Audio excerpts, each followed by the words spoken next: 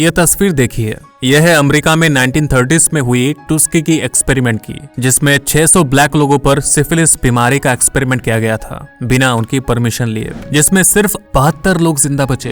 क्या आप जानते हैं आज जितनी मॉडर्न मेडिसिन और ट्रीटमेंट्स अवेलेबल है, इनमें से ज्यादातर मार्केट में लाने से पहले ऐसे ही एक्सपेरिमेंट किया जाता था अमेरिकी ब्लैक लोगों पर।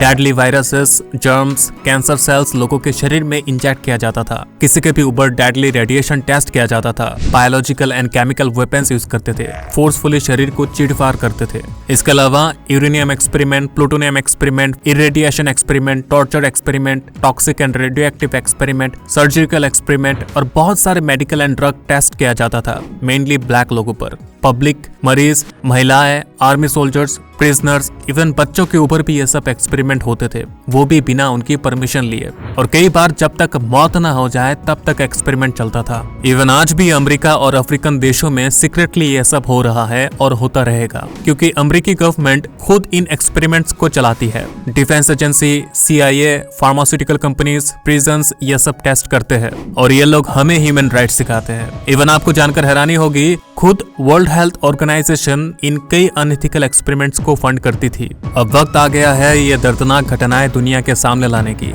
आइए मॉडर्न मेडिसिन और अमेरिका के इस सक्सेस के पीछे छुपी अंधकार इतिहास का खुलासा करते हैं। The dark reality of America. बड़े बड़े फार्मास्यूटिकल कंपनीज अपने एलोपैथिक मेडिसिन को ब्लैक लोग, खासकर अफ्रीका के गरीब लोगों पर सीक्रेटली एक्सपेरिमेंट करते हैं बिना उनकी परमिशन लिए, जिसमें बहुत लोग मारे जाते हैं। पर आज यहाँ हम सिर्फ अमेरिका के बारे में बात करेंगे। टुस्की की एक्सपेरिमेंट।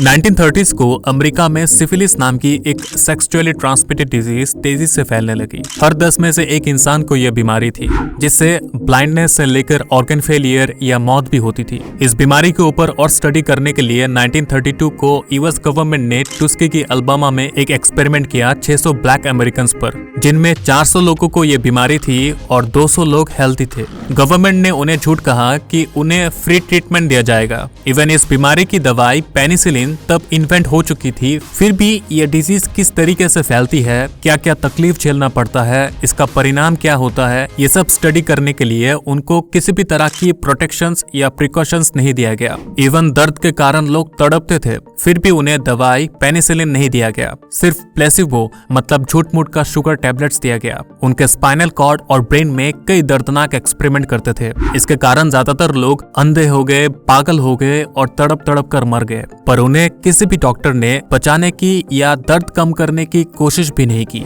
इवन दूसरे गांव में मेडिसिन दिया जा रहा था, फिर भी उन्हें मेडिसिन लेने से मना किया गया। 1960s में जब ये खबर लीक हुई, तब इसे बंद करने के लिए कमेटी बैठी, पर डिसाइड हुआ कि इस एक्सपेरिमेंट को कंटिन्यू किया जाएगा जब तक सभी लोग मर नहीं जाते। 1972 में ये एक्सपेरिमेंट खत्म होने तक 600 में से सिर्फ 72 लोग जिंदा बचे। साथ ही उनके 40 वाइफ्स और 19 न्यूबॉर्न चाइल्ड भी सिफिलिस से इन्फेक्ट हुए। 1997 में प्रेसिडेंट बिल क्लिंटन ने देश से माफी मांगी इतिहास में हुई इस दर्दनाक घटना के लिए।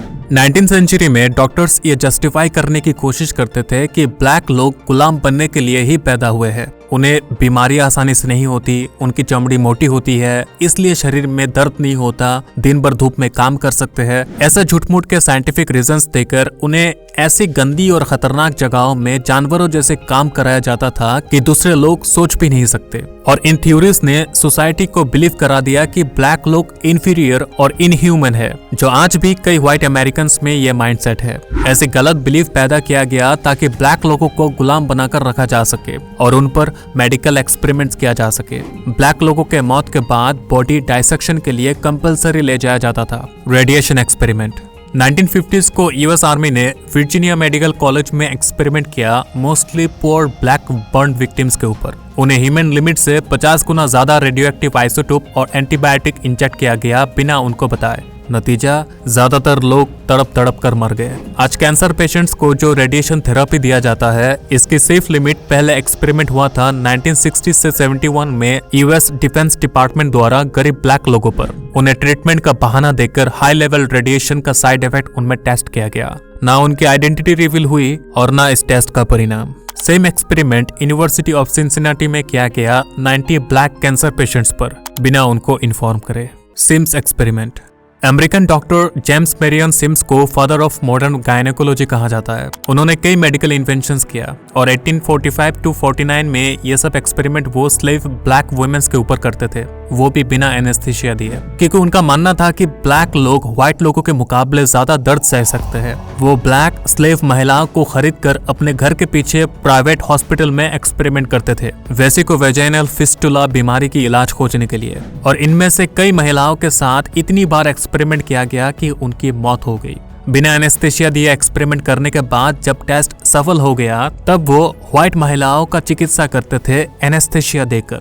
सन 1890s को न्यूयॉर्क सिटी में उनका स्टैचू लगाया गया, पर 2016 को यह हटाने के बाद ब्लैक अमेरिकन को सुकून मिला। 20th सेंचुरी में व्हाइट लोगों के ऊपर भी एक्सपेरिमेंट करना शुरू किया गया। साउथ अफ्रीका में ब्लैक लोगों पर ब्रिटिशर्स और यूरोपियंस कितना जुल्म करते थे और आज भी कर रहे हैं, ये जानने के लिए हमारा यह वीडियो जरूर देखिएगा। Guatemala experiment.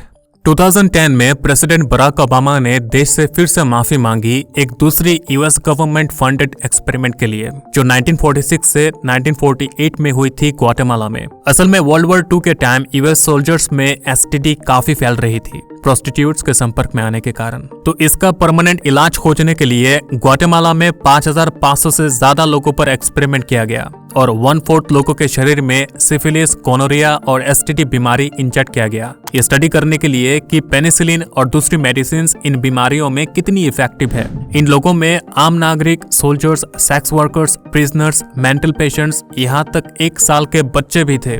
सबसे बड़ी बात, इन एक्सपेरिमेंट के लिए ना लोगों का परमिशन लिया गया और ना किसी को इन्फॉर्म किया गया। और आपको जानकर हैरानी होगी, इस एक्सपेरिमेंट को स्पॉन्सर किया खुद WHO के अमेरिकन ब्रांच PHC ने। सेक्स वर्कर्स के शरीर में एसटीडी इंजेक्ट करके उनके साथ सोल्जर्स और प्रिजनर्स को फिजिकल होने दिया जाता था, फिर यह बीमारी कैसे फैलती है ये स्टडी करते थे। इसमें कितने लोग मारे गए ठीक से रिवील नहीं हुआ, पर मिनिमम 83 टू फ्यू हंड्रेड लोगों की डेथ हुई।